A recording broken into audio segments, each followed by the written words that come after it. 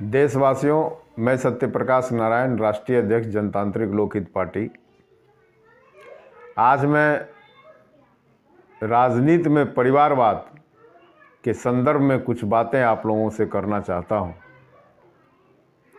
आगामी जो लोकसभा चुनाव आने वाला है, इसमें कई लोग राजनीति में परिवारवाद को अपना मुद्दा बनाएंगे। कई मुद्दों में से एक मुद्दा भी यह परिवारवाद होगा। भाजपा तो हिंदी पट्टी में, खासकर बिहार और यूपी में बड़े जोर शोर से यह मुद्दा चलाएगी। ऐसे भाजपा भी परिवारवाद से अछूती नहीं है। इन्होंने अपने कई नेताओं को सांसद बनाया और अब उनके बेटे को सांसद बना रहे हैं। खुद बहुत बड़े संगठनकर्ता माने जाने वाले अमित शाह भी परिवारवाद के शिकार हैं। अपने बेटे को कई महत्वपूर्ण पदों पर रखे हुए हैं। कांग्रेस तो परिवारवाद का राजतंत्र ही चलाती है, उसमें तो डेमोक्रेसी है ही नहीं। कांग्रेस के दो बड़े नेता, जहां तक मेरा जानकारी है, सीताराम केसरी और पीवी नरसिम्हा राव, कांग्रेस आला कमान यानी नेहरू के खानदान के विपरीत कुछ काम करने लगे तो इन लोगों ने उन दोनों को संट कर दिया, खत्म कर दिया। हिंदी पट्टी में मुलायम और लालू यादव परिवारवाद के सबसे बड़े परिचायक हैं। लालू यादव के सामाजिक न्याय को अगर किसी ने ध्वस्त किया तो वो उनका परिवारवाद था। और आज पहले साल जब सत्ता में थे तो इनका साला, और जब सत्ता के बाहर हैं, बेटा को आगामी मुख्यमंत्री बनाने के प्रयास में हैं, अपनी बेटियों को राज्यसभा भेजने के प्रयास में हैं, बेटियां चुनाव लड़ती हैं। मुलायम सिंह का पूरा परिवार राजनीति में है। तो इसमें पूरे हिंदी पट्टी में और खासकर बिहार में अगर परिवारवाद का आरोप किसी पर नहीं लगता है तो वह है नीतीश कुमार। और मैं कहना चाहता हूं इस वार्ता के माध्यम से कि नीतीश कुमार भी परिवारवाद से अछूते नहीं। जब इनकी पत्नी मर गई, बेटा कुछ नहीं कर पाया, बेटा को प्रोजेक्ट करने के लिए कई लोगों को लगाया। ललन सिंह थे ही, मीसा भारती को भी लगाया गया कि मेरा बेटा प्रोजेक्ट हो। प्रशांत किशोर से स्पेशल ट्रेनिंग दिलवाई गई कि मेरा बेटा प्रोजेक्ट हो, नीतीश कुमार का बेटा प्रोजेक्ट हो राजनीति में। लेकिन जब वो थक हार गए तो अपने बहन बहनोई को, भगना को, भतीजा को पर्दे के पीछे सत्ता के संचालन में लगा दिया। जिस तरह से लालू यादव ने शुरुआत के दिनों में अपने साला साली को लगाया था, उसी तरह से नीतीश कुमार ने अपने भगना भगनी, बेटा के जगह पर इन लोगों को सत्ता के संचालन में लगा दिया। फिर से बोल दीजिए, भगना भगनी भगिन दामाद, इसको फिर लोग रिपीट करें।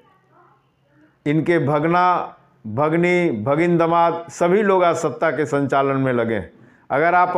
अगर आपको अपराध कर्मी से संपर्क है, सरकारी ठेका लेने वालों से संपर्क है, तो वहाँ बैठिए, कुछ वक्त गुजारिए, उनसे पूछिए तो पता चलेगा। इनके दो भगना हैं, मनीष और सुनील, ये पूरे अपराध कर्मी को समायोजित करते हैं।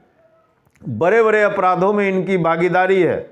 यहाँ तक कि साइबर क्राइमर लोगों से भी इनका साठगांठ है। बालू के ठेकेदारों से इनका साठगांठ है।